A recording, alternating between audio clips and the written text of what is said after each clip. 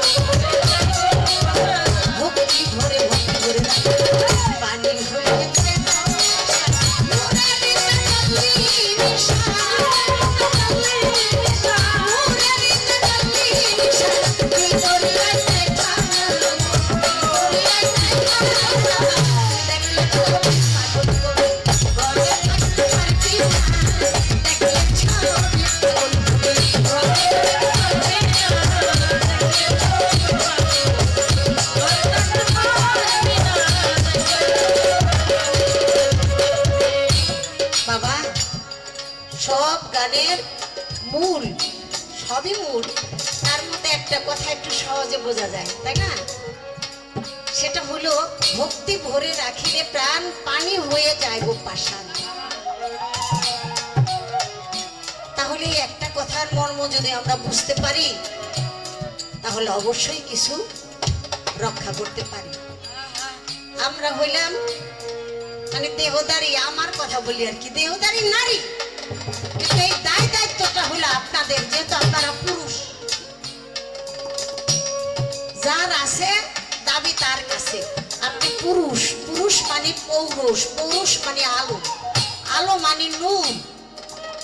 আপনার যে নূরময় ভিতর, সেই নূরটাকে যদি আপনি রক্ষা করতে পারেন তাহলে সেটাই হলো দেহের রাজা।